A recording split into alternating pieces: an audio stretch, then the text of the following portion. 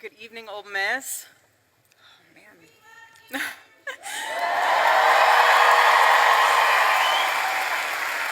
Love you guys, too.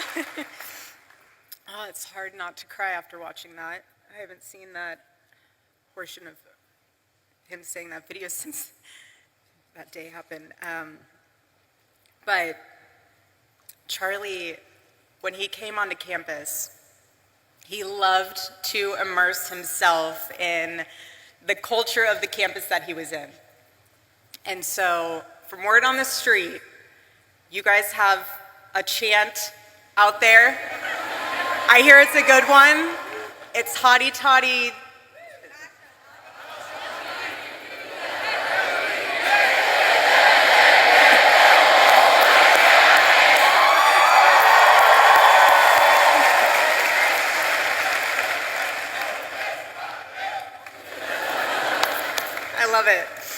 I love it, but it's a tremendous honor and blessing to be on stage today, and this is what Turning Point USA is all about.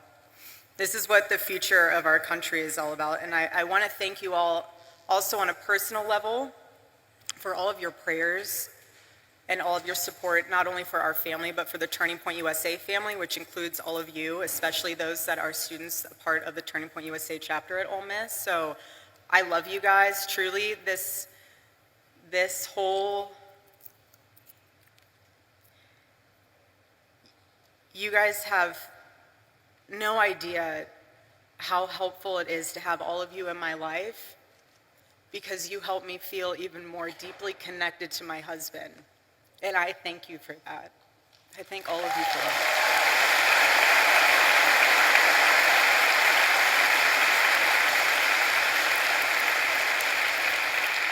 And I say that also because you guys are the heartbeat of Turning Point USA. You're the heartbeat of this organization, and every time we were at an event, especially one that Charlie was speaking at, he would always ask beforehand, he would always ask Mikey or the team, he'd say, who in the audience is a Turning Point USA chapter leader or chapter member? And whenever there was a student there, he would stop everything before the event and he would sit down with them.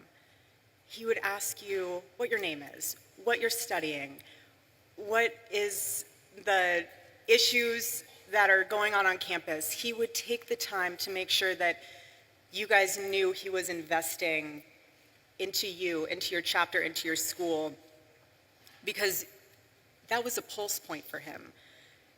And being on campus right now for me is a spiritual reclaiming of territory. And let me explain that, because there is a lot of symbolism in today. It's Wednesday, 7 weeks. And the more that I am coming to grips with the permanency of this nightmare, the more that I'm starting to realize and witness that the enemy, he doesn't want you. He wants your territory. He wants your influence. And when our team asked my dear friend, Vice President JD Vance, to speak today, I really prayed on it, because obviously it's a very emotional day, but I could just hear Charlie in my heart. I could just hear him say, go reclaim that territory, babe. Go. The battle's already won. God's love conquers.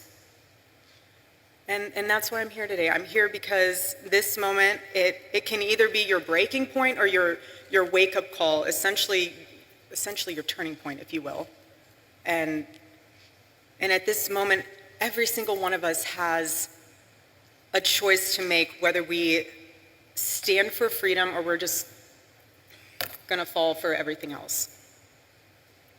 But I want to encourage you, especially the students here, find your voice. You are the courageous generation. That's what you are. All of you. Gen Z, you are the courageous generation. Hear me when I say that. My husband believed that to his core. That's why he went on campuses. That's why he was trying to reach you. You are the courageous generation.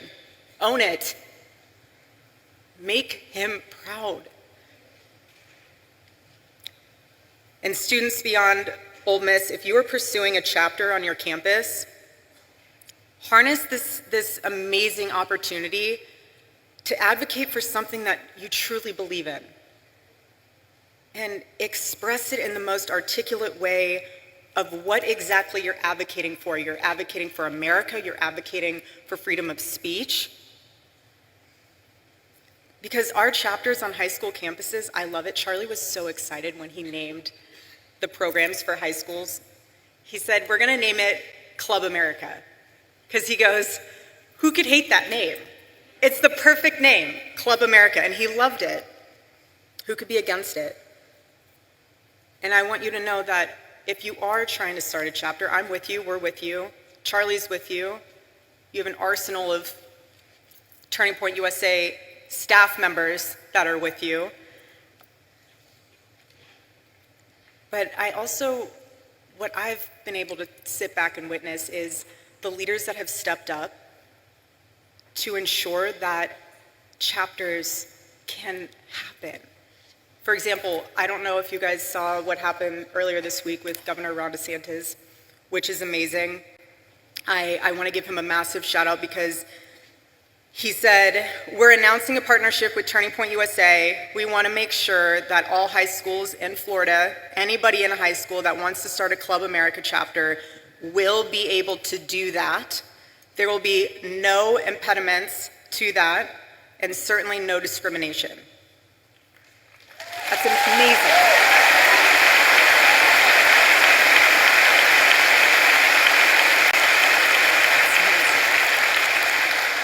And then also, Governor Youngkin. I want to thank him as well. He donated generously to Turning Point USA to support new Turning Point USA chapters all over the Commonwealth of Virginia. How powerful is that? It's amazing. I'm so grateful. So when I heard that, I just looked up and I was like, all right, Charlie, 2 down, 48 to go. I see you. But Club America and Turning Point USA chapters, if you're wondering what those values are, it's life, liberty, and the pursuit of happiness, and that's what our country was founded on. And when you succeed in establishing that chapter, I want to commend you because that experience will leave a mark on you that will influence every choice that you make for the rest of your life and generations to come. Earn your voice. Charlie loved the word earn. Earn your voice. This is about your legacy. Each one of you in this room, everyone watching, when you earn your voice and you stand up for what is right, that is a part of your legacy, your family's legacy, just as much as it is part of Charlie's legacy. Don't forget that. Don't ever forget that. Because if there's one thing I've learned, especially being with Charlie for the past 7 years, it's that the hope we're looking for is not found in Washington. It's not found in media. It's right here. All of you. This is the hope. And he saw that. He saw that. It's in stadiums like this. Charlie had a visual in his head. He loved the on-campus events, but for the night events, he would send Tyler pictures and the team pictures of, I want our chapter events to look like this. And he sent a picture of one of the largest college football stadiums in the country, packed. That was his vision. And that's what makes all of this so powerful, because your generation is living at a crossroads. And you are living in one of the most defining moments in American history. And we are all witnessing in real time the battle that is raging for the soul of your generation. Again, your generation. This is far more than political.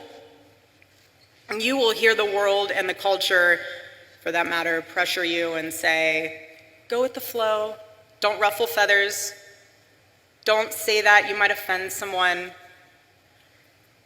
You might lose some friends if you wear a red hat, if you go to a Turning Point USA chapter event. But when I hear that, I need to be so blunt and honest with you now, because before, when I heard it, I said, okay. Now when I hear that, if you're worried about losing a friend, you might. I lost my friend. I lost my best friend. And if you're nervous about standing up for the truth, the assassination of my husband puts into perspective all those fears. It really does. Because my husband never went with the flow. He swam in the streams of significance. And Charlie knew so deeply to his core that comfort doesn't change the world. And you cannot influence the world when you look like it. The enemy of truth doesn't need to destroy a nation overnight.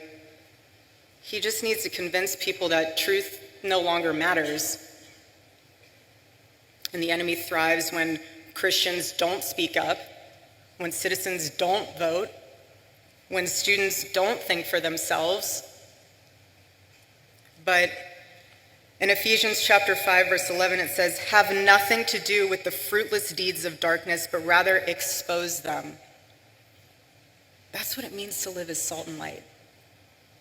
To bring flavor to a world gone bland, and clarity to a world that lost its way and it's lost in confusion, because Christians are called to go into the public space to correct error with truth, and that's what my husband did. When he would sit there with his microphone, I got to watch this evolve over the years. At first, he would hold the microphone the whole time. He would listen. Then as the years went on, he would put the microphone down, and he wasn't listening, he was hearing. He was absorbing what the students were saying and what they were asking. He was engaging. He was calm. He wasn't combative. He never insulted. He just wanted you to think.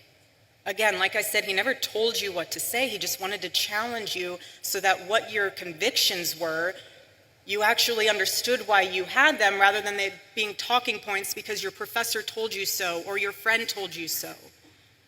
He wanted the best of you because he demanded the best of himself. And Charlie would say this all the time: your rights don't come from the government, they come from God. And he knew what every founding father knew, and nearly almost every university has forgotten, that you cannot have freedom without virtue, and you cannot have virtue without God. And that's what makes this nation so different. That's what makes it worth defending as a courageous generation. And another thing that Charlie used to say all the time is that it does not take skill to be courageous. It takes a choice to be courageous. And now's the time to make that choice. Either you sit on the sidelines. I mean, I don't know what else can wake you up. I really don't know what else could stir that fire within you to get involved or to use your voice or to make a difference. If you're looking for another sign, I have no idea what to tell you. I just want to encourage you, though, that yes, this is about America, and Yes, my husband would say saving Western civilization. That's true on both fronts. But deeper than that, this is about your soul. Because the fight for freedom starts within, inside of each and every one of you. So again, please stand firm against the wickedness of the devil and the schemes of man. Be alert because his tactics are so clever. What he'll do is he will find one thing. He will find fear, he'll find disappointment, he will find one thing, and he will wedge it in between you and the Lord, and he will make it grow. He will make it grow so much that you lose sight. It becomes this, almost like an eclipse, where the truth is hidden behind it. And yes, the light's still there, but you can't see it anymore. That's the enemy's tactic. And the bottom line is that the enemy doesn't need to change your theology. He just needs to change your vision. And if he can get in your head and blur your vision and distort your vision, he'll do it. He'll do whatever he can. But what the enemy forgets, though, is that the presence of a shadow is proof that there is light. He forgets that. And Charlie's murder might seem like we're standing in a shadow, as if death was the victory meant for the enemy, but looking around in this arena, you are proof that this light of truth burns so brightly. So brightly.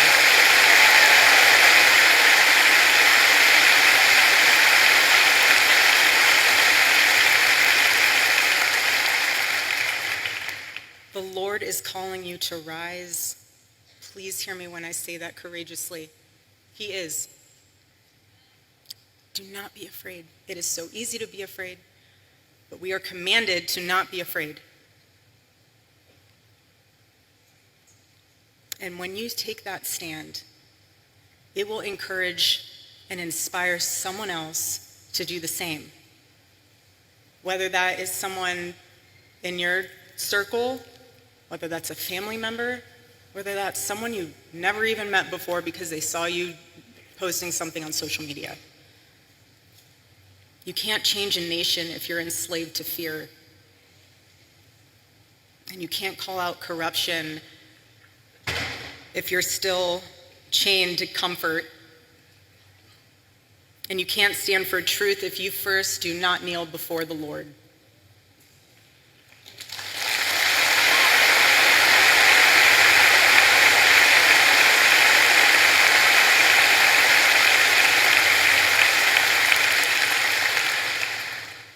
And I know I keep saying it, but I'm trying to drive home a point with you all being labeled as the courageous generation, because this generation will decide if America remembers who she is or if she'll forget. And I believe with all my heart that God placed you here and now in Ole Miss, not by accident, but by assignment. There is no mistake that you are here in this stadium and arena today. No mistake. God doesn't make mistakes. Doesn't make mistakes.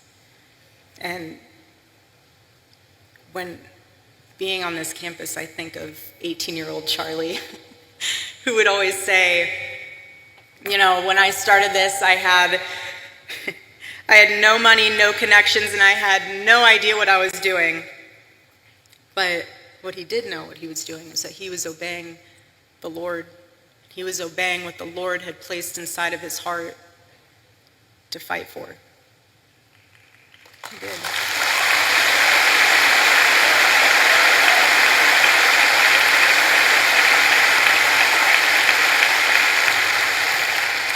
And he persevered. He persevered, and look what he left us. Look what he left us with. He didn't leave us empty-handed. He built a machine, and all of you are a part of that. Again, the heartbeat of Turning Point USA. That's what happens when you obey the Lord. A movement like this, it becomes unstoppable. It becomes the revival that it is. And I just want this to be the generation that says, we will not apologize for loving our country first. We will not be silent about our faith. We will not back down when the world tells us to kneel, because we bow only to the King of Kings.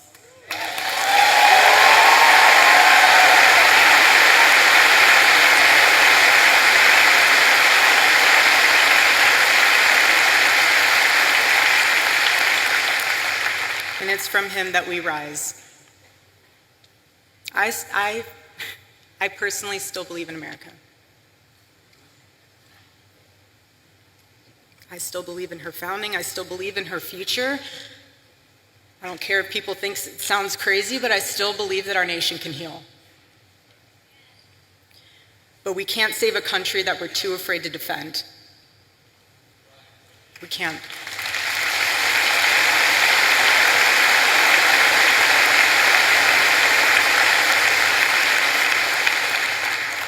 On a more personal note, when we first moved into our home, inside of our bedroom, I had on the side wall, when you walk in, it was above the bookshelves, it says, on 2 framed pieces of paper, it says, "They will be known by the boldness of their faith." And when I hung that, as many women can attest to this, when you hang things, you see them all the time, you just kind of go about your life. And so, being in the position that I am now, it took me a while to even just make it back into our bedroom. I used to sprint from the opening door into the bathroom and sprint out. I was not ready to walk into our bedroom yet. And when I was finally able to sleep in our bed for the first time, I slept on his side of the bed. And I noticed, because he had to sleep a certain way on his side, facing the outside of the bed, because he had a bad back. I'm sure most of you didn't know that, but he had a really bad back. Anyways, so it's also why he wore compression socks too. I know a lot of people are like, why do you wear compression socks? Circulation. Anyways, so he would sleep that direction, and so I found myself sleeping that direction as well. And when I woke up, for the past several nights that I've been able to be in there, I saw that the first thing I'd see is that on the wall, "They will be known by the boldness of their faith." And I thought to myself, he saw that every single morning he woke up. I didn't, because I'm on the other side of the bed, so I'm facing the window. But he saw that every single morning. And then I thought to myself, because when I go to the office, I will never sit in his office chair. So there's like a couch on the side when you walk in, and I sit on the couch. And on his desk, flanked between the Bible verse of Micah, chapter 6, verse 3, it all kind of came together for me. So he sees us on the wall, and then he sees on his desk these 3 questions that he would ask himself every single day. And it would be, what is something I can do for someone today? The second one was, what is something I can do to add value to the world today? And the third was, how can I honor God today? Those were the 3 questions combined with the words he saw every single morning. So to me, seeing on his desk, that was him suited up with the armor of the Lord every day. That was his combination. And what I'm realizing with that is those were the action points of how to have courage. Because you can ask me, well, how do I become courageous? Ask yourself those 3 questions every single day. And I promise you, you will get courage. You will. Because what death amplifies even more is that you only get one life. Just one. That's it. It's an eternal life. So that's why you have to live like it matters. But I want to remind you that God has created you for greatness, not for something that's lifeless, just greatness. And the question isn't how long you're going to live. It's what are you going to do with your life in the time that the Lord has blessed you with? What are you going to do with that? That's the question.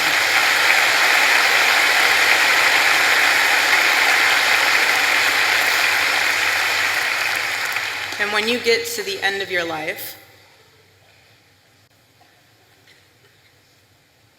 will the Lord be proud of what you stood for? Will you be able to say that you ran the race, that you fought the good fight? Or will you realize that you wasted your time that the Lord has blessed you with chasing after things that didn't even matter? Hold that into perspective. And remember, being the courageous generation that you are, stand up for the truth, defend life, love your family fearlessly, love your spouse fearlessly, love this country, defend her, and serve our God. And don't think that it's someone else's role to do it. You do it. You do it. Do it for Charlie. Do it for Charlie.